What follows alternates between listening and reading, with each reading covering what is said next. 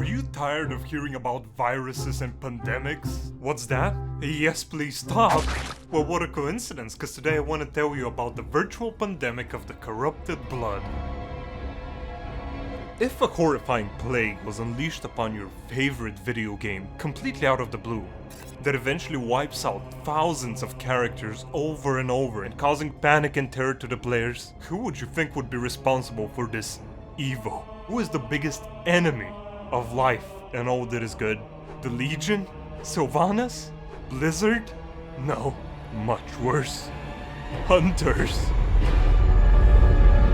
But before we talk about hunters, first we should take a look back at September 2005 when patch 1.7 was released along with an epic new raid, zul'gurub. There, a bunch of trolls sat around a fire discussing life, when suddenly, one of them had a great idea. Man, I'm feeling kind of bored lately. You guys wanna summon a blood god? Yeah, I don't really have anything better to do anyway.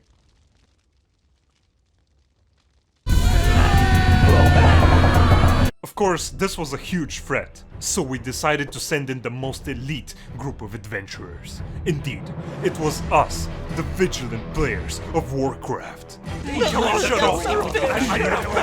These remarkable prodigies would have to slay the trolls within the temple and eventually face Hakar himself. So, who is Hakar? He was kind of a cool guy. He had a lonely teenagehood, and eventually he majored in microbiology.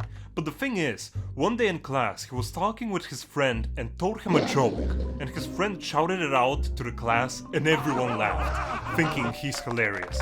Meanwhile, Hakar was sitting there, sobbing, destroyed and betrayed. And from that day on, he became a very edgy emo kid that vowed to create a plague that would eventually destroy all life. Hakar had a notable spell called Corrupted Blood, which would deal damage to a random player and stick to them for 10 seconds while continuing to deal additional damage every tick. But during that time, it had a chance to spread to nearby other players and apply the debuff on them as well. Okay, here's where the hunters come in. Either unintentionally or intentionally, one total genius created the very first Patient Zero through their pet. There was a bug that if your pet had the corrupted blood on it, you could dismiss it, and if you resummoned it later, it would still have the debuff on it. And so, the very first outbreak on the server Archimond would begin shortly.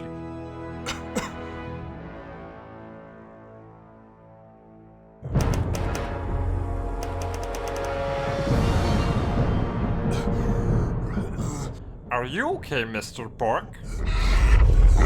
Haha, you're so silly. Here, I have a pork chop for you. Hey, that looks pretty good. Let me have some. Hey, that's a pretty cool pet, bro. Where can I tame it? Oh no. I'm dying. Oh, I'm bleeding out the fuck. More and more people began to get infected by the second. The immune system of lower level players was so weak that they died almost instantly when exposed to the disease. 20 minutes in, skeletons and corpses began to litter the streets of capitals. Finally, a couple of hours later, the highly intelligent players began to notice that something's not quite right. Hey, I have this weird feeling that something bad is happening. Oh yeah? What makes you say that? I don't know, just a hunch. Hey guys, is this some kind of an event? Oh, what if this is actually a bug? Quickly, the players began realizing what's happening, and word spread fast. They learned of the fact that NPCs could spread the disease, but not die from it, as they would evade the damage or regenerate their health quick enough outside of combat. Meaning, a cluster of NPCs could in theory spread the disease amongst each other for hours, if not days, making the area they were in especially dangerous. Because of this, players began desperately avoiding them, especially the patrolling city guards. Okay, everyone group up, we're gonna go to a safer area. Just keep calm. Guys? What's that thing? What? Dear God. Everybody run! The garden's infected! Run! Save yourselves! We're all gonna die! Oh no, get away! Excuse me? Where can I find the tailoring trainer? Oh my god, Timothy! No! Timothy! No! They began creating special quarantine zones for healthy players. Some lower level characters who knew they would most likely die if they were to enter the city stayed outside of their entrances, warning approaching players of the outbreak within. Healers began acting as actual medics and went out in the plagued areas to try and save people by healing them through the damage. Hey nerds, I'll heal you for the plague for 4 gold, and I'll revive you for 5.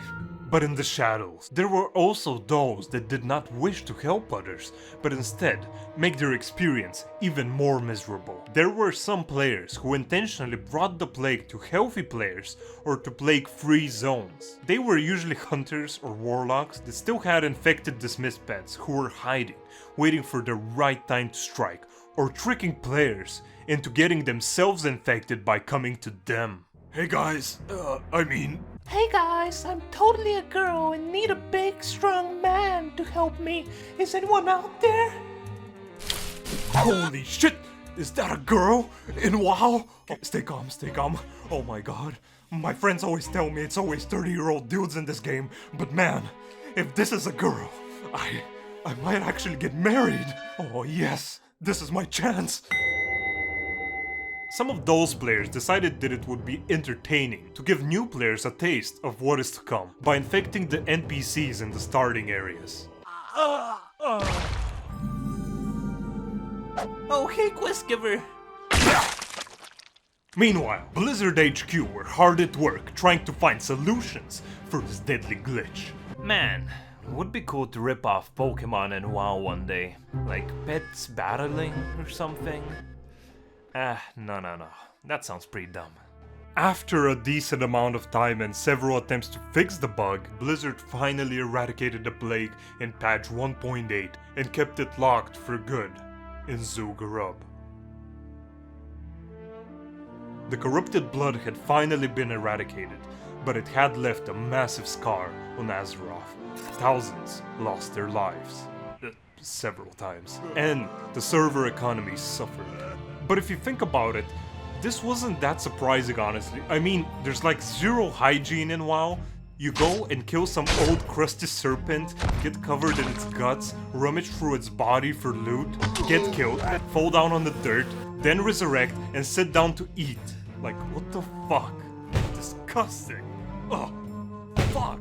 In the end, Blizzard was praised by players and websites for its intriguing and innovative event, although it was a bug. Anyway, Blizzard took inspiration from it for some of their future planned events, like the Scourge Invasion before the launch of Wrath of the Lich King. Although this was a horrid incident that ravaged all of World of Warcraft, when I asked people how they felt about it, most thought that it was amazing and fun to look back on, and even wished Blizzard recreated it today or even made seasonal events around it. Imagine if we looked back on horrible plagues the same way in real life. Although it would be cool for a while, it surely wouldn't have the same effect nowadays. Cause it wouldn't be a surprise anymore. You won't be stressing and getting anxious over it like, oh my god, holy shit, why the fuck am I dying? What's happening? But who knows? Hakar is confirmed to have a presence in the Shadowlands, so maybe we'll get another mass extinction very soon. Maybe not. So, while we're on the topic of viruses, I'll be donating the revenue from this video 1 month from now to the World Health Organization COVID-19 Solidarity Response Fund. If you want to check it out and maybe donate as well, I'll have links in the description and the pinned comment. If not, then no worries, just stay safe and stay at home. See ya. Main tank, go! Roll DPS! Let him get aggro! Stand back! Back, you beasts! The tank needs to build a threat! This is not fair. Range DPS had it easier in phase 2. I deserve to be higher on the list.